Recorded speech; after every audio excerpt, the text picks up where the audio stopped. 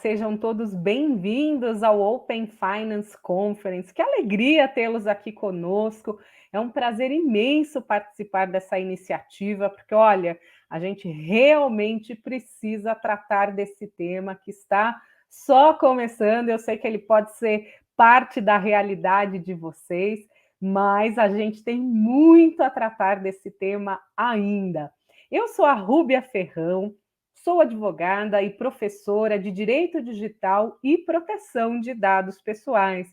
Também sou sócia fundadora do Pigão, Ferrão e Fioravante Sociedade de Advogados, que é um escritório de advocacia especializado no chamado direito digital e proteção de dados. Então é uma alegria estar aqui com vocês para falar um pouquinho da minha visão sobre o Open Banking, o Open Finance e o Open Data, temas esses que nós vamos debater muito nestes dias de evento. E você, com certeza, é o nosso convidado especial. Bom, quando a gente fala em Open Banking, a gente está falando aí de um compartilhamento padronizado de dados e serviços. E essa integração toda de dados vai trazer aí a expectativa é que o cliente final tenha um serviço muito mais acessível, barato, rápido, e essa é a nossa expectativa enquanto consumidor, porque a tendência é que se aumente a concorrência. E toda vez que nós temos uma maior concorrência no mercado, o cliente passa a ser disputado e ele passa a ser tratado como rei efetivamente. Só que quando a gente fala no sistema do Open Banking, então o termo que a gente usa é o cliente. Por que cliente? Porque ele vai poder ser tanto uma pessoa natural, um ser humano, um indivíduo, como uma pessoa jurídica. E aí a gente já começa a diferenciar um pouquinho o tipo de dados, né, que a gente está falando ali no contexto do Open Banking, porque para fins do Open Banking, o cliente pode ser, então, uma pessoa física ou uma pessoa jurídica. Já o titular de dados, sabe aquele da Lei Geral de Proteção de Dados Pessoais? Esse sim é só uma pessoa natural, o ser humano, tá bom? Então, assim, quando a gente pensa no Open Banking, o principal ponto que eu posso dar uma dica aí para vocês, a gente precisa se planejar, entender o tipo de dados que será compartilhado, até porque existe uma resolução que traz ali uma série de elementos que precisam ser observados por aqueles que vão fazer parte desse ecossistema.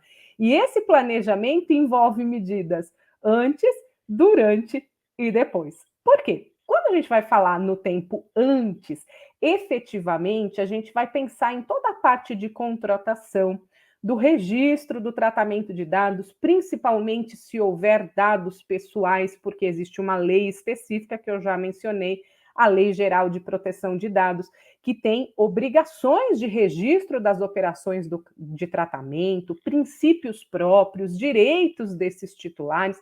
Então, eu tenho que me programar em relação a esses dados. Eu tenho que pensar também em questões sistêmicas, e nesse contexto aparece, inclusive, o Open Data, porque afinal a gente está falando aí desses dados que não são os dados pessoais, mas sim dados que vão viabilizar a interoperabilidade do sistema, porque a ideia do Open Banking é que tudo aconteça nesse ecossistema digital. Então, as empresas precisarão se conversar via API, né, softwares, porque tudo isso que é desenvolvido é em cima de linguagem de software, de programas de computador, e a importância de ser esses dados abertos é justamente para que as empresas consigam atingir, então, essa interoperabilidade. Isso vem do movimento chamado Copyleft. Até na lei de proteção de dados a gente fala em portabilidade, é um assunto que a gente vai ter que começar a escrever esses programas em linguagem que possa ser intercomunicável, tá certo? Eu queria dar mais um destaque para a gente caminhando para um final, para a figura do consentimento, porque afinal eu vou precisar ter mecanismos para conferir a autenticidade, a integridade, porque como que eu vou saber que quem está dando o consentimento é realmente o cliente? Então eu tenho que ter mecanismos de autenticação. Esse consentimento não pode sofrer ali alterações, então precisa ter integridade, não pode estar dentro de um contrato de adesão. eu preciso ter o opt-in e não o opt-out. Então, efetivamente, é necessário um planejamento e o Open Finance vem, então, como uma extensão do Open Banking, a fim de que possam entrar novos players como corretoras, como fundos de previdência, e esse movimento, então, possa atingir cada vez mais e mais players desse mercado. E a você, saiba que essa área está muito quente, nós realmente precisamos de profissionais, as empresas estão contratando, então vale investir nessa área de proteção de dados, de sistema financeiro e também de segurança da informação, porque esse certamente é o futuro nos próximos tempos.